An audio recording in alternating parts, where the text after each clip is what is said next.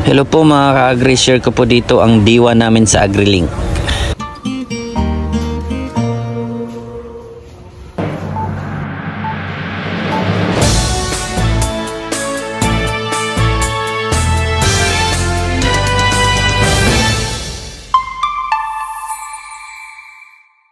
Nag-araw po sa inyong lahat. So today is day 1. Unang araw namin dito sa AgriLink event.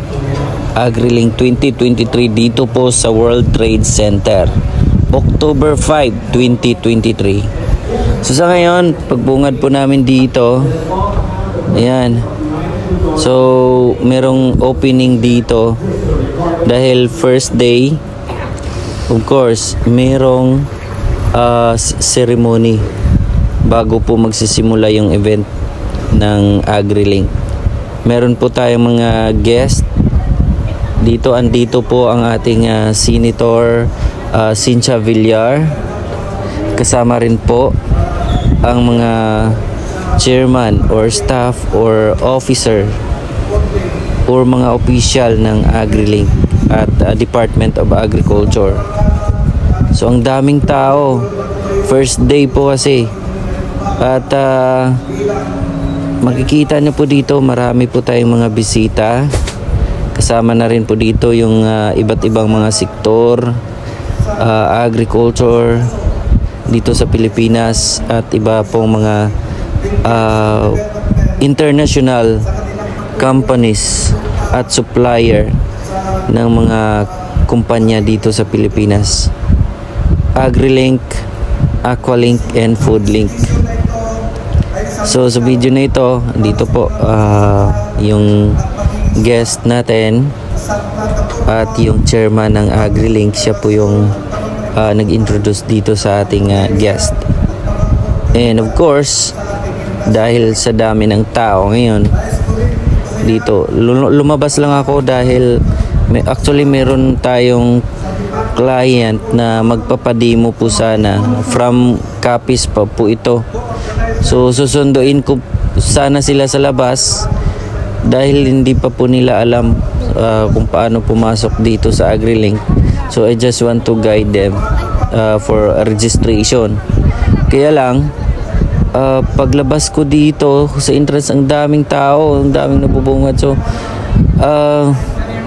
tapos close pa yung entrance for guest. So kung lalabas pa ako, hindi na ako makapasok. Kaya dito bumalik na lang po ako dito sa exit ako dumaan pabalik doon sa booth namin. So, tinawagan ko na lang po yung client ko na sundin na lang po nila yung pila. Kailangan po nilang pumila dito at magpa-register. Ang requirements po kasi dito sa AgriLink, bago po kayo pumunta, kailangan mag-register kayo online. Meron po post ang AgriLink Facebook page kung saan po kayo magpa-register. Buti na lang pinapasok ako ng gwardiya dito sa exit. Ayan, Korea Pavilion yung pwesto po namin. Tingnan nyo, maraming mga agriculture machineries dito na naka-display from Korea. Sa amin po kasi, sa aming pavilion, Korean products po lahat. Kaya ang nakatatak po dito sa aming entrance banda sa aming pavilion is Korea Pavilion. Meron po palang demo dito. Akala ko yung sa amin kasi ang daming tao. So ayun, malapit na ako sa amin. Dito po yung pwesto namin, yung booth namin. Dito na po yung mga kabaro ko. Si Sir Jess nga pala, yan Sir Jess. At yung kasama namin, si Sir Jason, si Ma'am Lala, at si Arvin. So andito po kasama namin. Kunti pa po yung tao dahil hindi pa po nakapasok yung iba dahil close pa po yung entrance. So ang unang nakapasok yung mga tao dito sa ngayon ay mga tenant po. Okay, yung exhibitor po. Ayan po. Okay, tulad namin, ayan o, yung Korea Pavilion, katabi nito, Shinong, ayan o. So, hindi pa nakapunta dito Welcome Korean Pavilion. Kaya lang, di ko alam, next year sa display namin, di ko alam kung anong pwesto naman po yung sa amin. Tatapusin ko muna yung live Okay. nito. Dahil meron pa po So, ayan o, makikita ninyo ang Shinong machine na naka-display. Makapasok na yan Mas maganda talaga kapag pupunta po kayo dito dahil makikita nyo actual Thank you po. kung paano mag-operate ang machine. Kaya pupunta dito. Iba talaga kapag actual, makita nyo po yung operation ng machine at ma-amaze po kayo kung gaano kaganda ang quality ng bigas. Kaya kung ako sa inyo, kung saan po yung mas malapit sa inyo na merong pwedeng pang demo ng Shinong rice mill machine, puntahan nyo na agad. Magpapademo na po kayo. Bigyan ko po kayo ng idea tungkol sa Shinong rice mill machine. Paulit-ulit ko po itong sinasabi sa inyo na ang Shinong rice mill machine ay gawa mula sa South Korea. So kung tingnan nyo po dito, pinapakita po ni Ma'am Lala at ni Sir Jess kung gaano po ka quality yung palay, nisisinalang natin. Si Sir pala, ito po, si Sir, I think tauhan po ito ni Senator Cynthia Villar. Kasi they are inquiring about a machine, Shinong rice mill machine, and also sa mechanical dryer po namin. So ngayon, Ma'am Lala explaining about the Shinong rice mill machine, the capacity, at kung paano po ito i-operate, at ano po yung specification nito. So kung makikita nyo po dito, easy to operate lang po siya. Plug and play lang. Kahit babae pwede mag-operate nito. Tingnan nyo, nag-video pa si Sir, oh. Siguro papakita niya po ito kay Senator Cynthia Villar. So, ayan. Nagsimula na po yung testing and demo ng Shinong rice mill machine.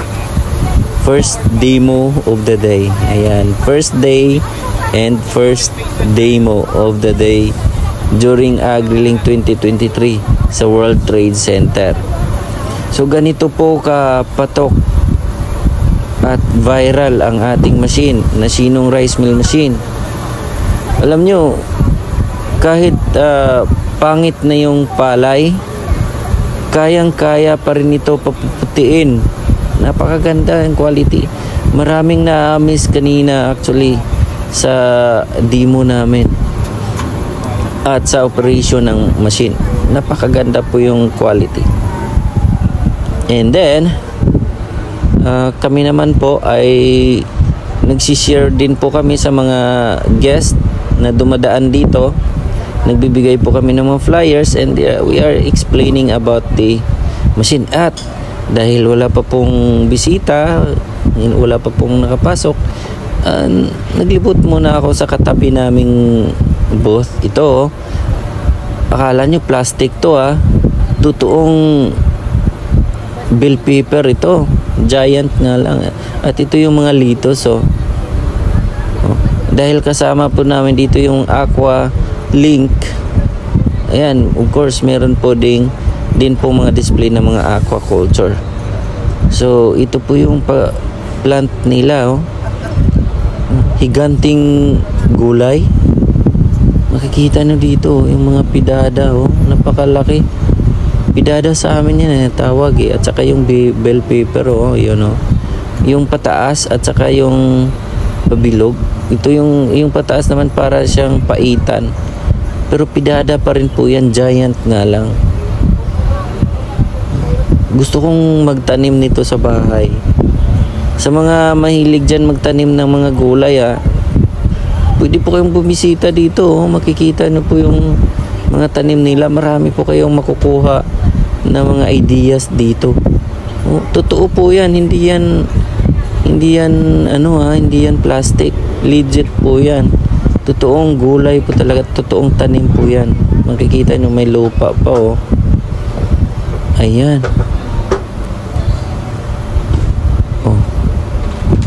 Video ko na yun, no? Buo. Para makita nyo. Ayan. So, pabalik na nga ako. Tingnan nyo yung gulay. Ito pala yung produkto ng Turbulent Greenhouse. Napakaganda po yung mga display nila. Okay. Sa ngayon po, meron po tayong special guest sa ating booth. Si Senator Cynthia Villar. Dumaan muna siya sa katabi naming booth from Korea. Korean products po ito yung exhibitor dito. Sa katabi lang po namin. Dahil ang pavilion na ito ay lahat ay Korean. Tsaka yung mga nagpipicture dito, yung mga Koreano yan oh. Diba? They are proud because Senator Cynthia Villar visiting their booth. So, minsan lang po yan. At sa isang taon, isang bisis lang yan ganitong event. Napaka-laking bagay po ito sa amin, sa mga exhibitor. Unong isang taon kasi si President Bongbong Marcos dumaan din po sa amin. Pero ngayon si Senator Cynthia Villar ay talagang ayan ini-entertain din po siya ng mga Koreano.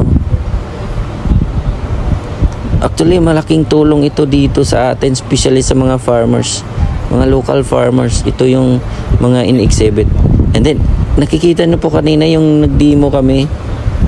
Yung siguro secretary po siya ni Cynthia Villar. Ayan Ayan, tinuturo niya yung sinong. Ayan na guys. Oh, di ba?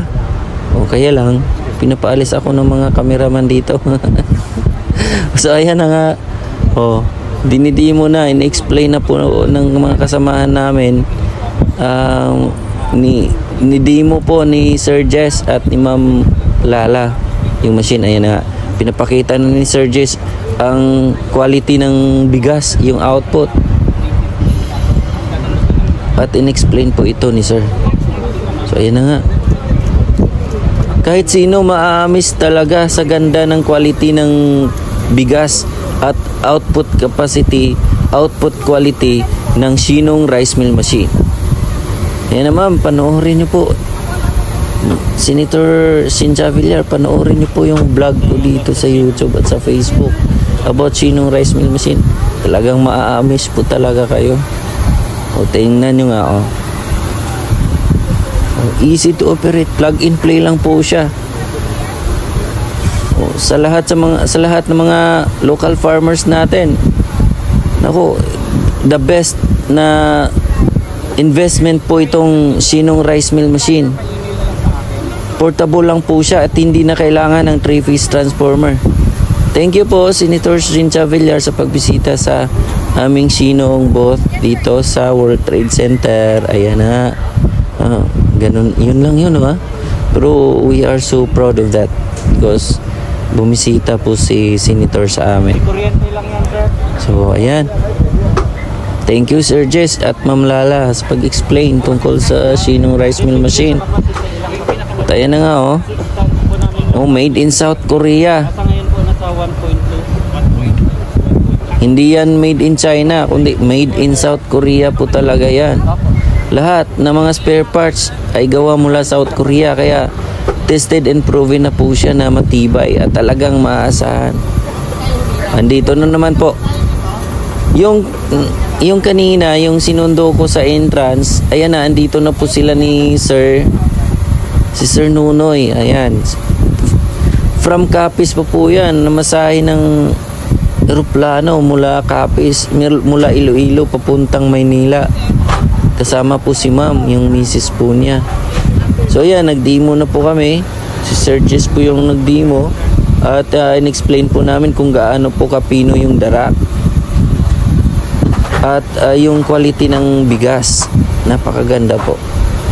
And makikita na po dito. Ayan, pinakita ni Sir Jess yung palay at saka bigas. Yung finished product at yung unpolished na bigas. O, tiningnan ni Sir. Sinsya na kayo, hindi tutok yung video dahil meron kasi akong hawak na flyers at mga brochure, kaya nang bigay pa ako ng mga brochure niya sa mga dumadaan. Of course, yun po talaga yung trabaho namin dito. Again hindi po kami agent.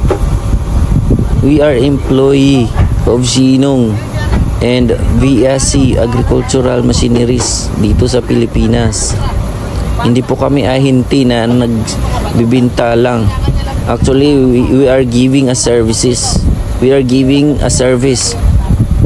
Ito po talaga yung pinagmamalaki namin ng Sinong at VSC Agricultural Machineries. We have after sales service support. Yun, proud na proud po kami dyan. Dahil sila po yung makapagsabi, yung mga client po namin ang makapagsabi kung gaano po kahalaga yung after sales service support po namin. Ayan, pinapakita po yung actually itong cup na ito, dito po lumalabas yung mga bato. Yung sa gilid, di ba meron po siyang distoner? Yung distoner na yun, sineseparate na po yung mga bato. Kaya doon po yun lumalabas. Baka mabigla kayo, merong mga bigas. Natural lang po yun dahil yung bigas na po yun, yan po yung tumutulong na ipupush yung mga bato palabas. Okay. At bumisita rin ako dahil wala namang bumisita sa namin sa booth sa oras na ito. Bumisita muna ako dito sa katabi rin namin ng agriculture or Department of Agriculture na booth. Meron po silang mga trivia dito at meron din po mga prizes. O, diba? Maraming nakasagot dito sa mga katanungan nila. O, binibidyohan ko pa po. Okay, ikakat ko na po ang video na to. Okay, dahil sa oras na ito, nagugutom na po ako. Alas 3 na eh. Kaya lumabas po muna kami dito. Dating last year kasi andun sa labas yung mga food court nila. Pero ngayon, meron na pong pavilion para po sa mga foods. Okay, lumabas kami dito kasama ko si Sir Jess. Pinapakita ko dito sa video yung mga display nila. Yan merong mga kalan. Actually, maraming mga foreigner dito ngayon. May nakausap nga ako dito. Merong mga from Italy, from Japan. Ayun ho. Pakinggan niyo po muna yung sasabihin ko. Ay, hindi na po pala ako magsalita dito. Nahihiya ako magsalita habang nagre-record ng video. Okay. Kaya dito na lang ako magsalita. Kung makita nyo yung mga display ng mga pagkain dito. So, shawarma, sisig. Nakikita ko ngayon maraming mga produktong sisig. Mahilig talaga yung mga Pinoy sa mga sisig. Tulad nito, pork sisig. 100 pesos per serve yan Gusto sana namin umorder dyan. Kaya lang, gusto namin yung yung parang may sabaw. Kaya umanap na lang po kami ng iba na kainan. Okay. So ayan na. At umanap kami ni Sir Jess ng kainan namin. Andito rin po pala yung Pure Foods At ayan, makikita niyo po dito maraming mga guests na dito rin po kumakain. Kasama na rin po yung mga tenant dito rin. Hanap-hanap po tayo ng masasarap na mapagkain. Ayun malalaking isda. Elen's Food House. Siguro masarap dito sa Elen's Food House. Actually, last year nasa Elen Food House din po kami kumain. Ay, hindi pala. Katabi lang yun. Ngayon, masarap yung ulam nila Kaya lang nung tinanong namin ang presyo, may pagka-dollars rin po pala yung presyo dito. So ayan na nga, umanap kami ng iba. Walang bakante na upuan. tingnan nyo, punong-puno talaga. Actually, yung kumakain ito ngayon, dumaan ito kanina sa aming booth, nagpapademo. So, hindi na namin sila dinisturbo sa pagkain. Ayan, uupo na sana si Sir Jess. Upo na sana siya, ayan. Kaya lang, naunahan. Limited lang po kasi yung upuan. Naunahan kami. So, hanap naman kami ulit. Mga kakanin to eh. Pumunta kami dito sa mga kakanin, Ito yung mocha. Hindi siya kakanin. 150. Machang. Ano kayang laman dito? O kung sino po yung naka-familiar dito sa machang, comment po kayo dito. So ayan na. Wow, meron po palang lechon Macau. Ayan. Hindi ko alam kung anong pangalan ng mga pagkain ito. Hindi kasi ako familiar sa mga pangalan ng mga pagkain dito na siniserve. Yung laman nito, ito yun. I know, sir. Sarap siguro yan, yung machang nagtanong ako dito. Akala ko kakanin. Punta ko pa lang dito, nasa isip ko baka kakanin to. Ayan, nag-interview na kami. Ano yung machang? Kung explain na nga ni Kuya, seafoods pala ang laman dito na may kanin. Yun pala, seafoods na may kanin. At dito yun, may mga longganisa, tosino. Ayan. Bumalik na kami dahil gutom na po kami. So ayan, libot-libot na kami ni Sir Jess. Di namin alam kung saan kami pumuesto. Wala kaming upuan eh. Bumalik kami dito sa Elits. Meron pang lechon kawali dito. Nalalaway na kami sa lechon kawali. Kaya nga tingnan nyo. Masarap yata yan Sakto sa'yo. Parang walang sakit lang. Kahit bawal. Ayan na nga. Hindi, bawal kasi sa health ko. Pero gutom na ako. Gusto kong kumain. Ayan na nga. Nag-order na si Sir Jess. Kaya napilitan na rin akong dito na ng umorder. Actually, napaka-pricey po yung pagkain dito. May kanin. Isang serve, 175. 170, ayan Yun, nakikita mo ba yun? Yun po yung order ko. Beef stick po yan. Beef stick ba yan? Or pork? Hindi, pork stick. Steak. Ayan, pork steak. Masarap to Hindi ko pa natikman. Sinasabi ko ng masarap. Pero totoong masarap talaga. Ayan na nga. Bayad na ako. Gusto ko sanang tikman itong isda na to. Kaya lang, tulad nito. Tingnan nyo, nalalaway na ako. Ayan, kain na nga kami. Magmumukbang na kami dito ni Sir Jess. Ayan po yung isang kanin, isang ulam. Ayan, tingnan nyo. Nakikita nyo sa mukha ko talagang gutom at pagod. Talagang pagod. Sinatikman na natin kung gaano nga ba kasarap to. Ayan nga. Prayer muna, of course. Katapos prayer, ayan, kain agad. Kita nyo, napatangaw agad ako. Ibig sabihin, masarap yan. Kapag napatangaw ako, di masarap yan.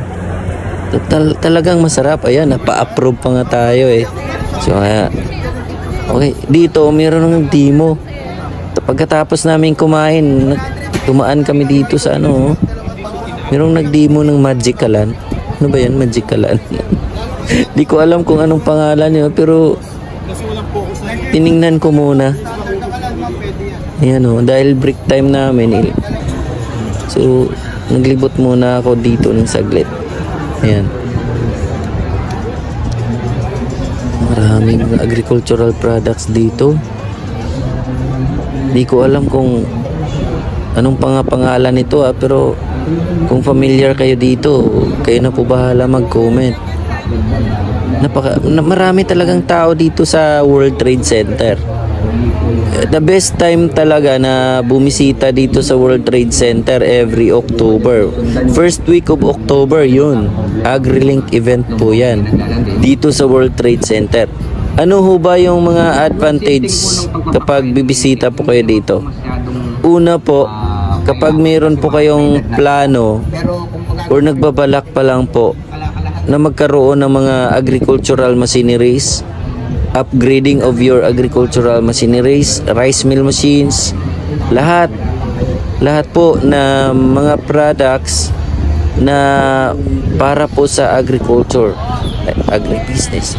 Tulad nito, dinaanan ko. Ito yung para sa mga manok, 'di ba? Sa mga poultry na mga manok. Tingnan nyo, lahat na mga kailangan mo andito na. Pwede po kayong kumuha ng information dito. Ayan. Actually, libre naman pala pumasok dito eh. Bibigyan pa kayo ng ID. O ayan na, nag-demo na kami ulit dito sa Sinong Rice Mill Machine. Si Sir Jess na naman po yung nag-demo dito. Ayan o, pinapakita niya yung quality ng bigas at saka yung unpolished rice. O, pakinggan muna natin yung demo ni Sir Jess. Okay.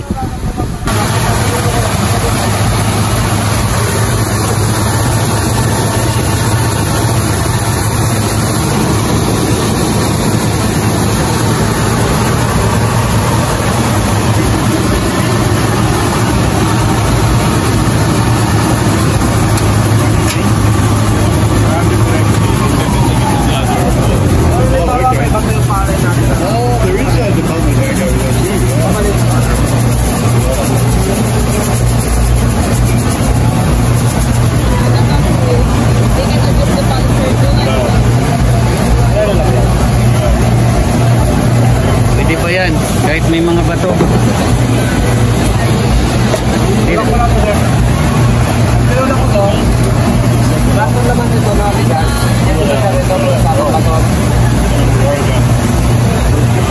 Dapat may bato yung pakay natin eh. Nilinis. Lagyan ng bato. Lagyan ng bato. Lagyan ng bato. Kanina pa ako napapaya dito. Walang bato kasi. Nilinis na kasi. Kapag di ako kukuha, maraming bato dito. Oh, magbasag ka muna dito. Tatay mo pala yun. Bato yan. Nakikita po dito. Tignan yan. Wala kasi malinis yun. Ayan, may bato. May itim mo. Yun, may bato. Bukas alam mo na. Ang bulsa ka ng buhangin. Hindi ganun mo sa mata. Nanunod. Pinakita ko ba ito? Ang dami.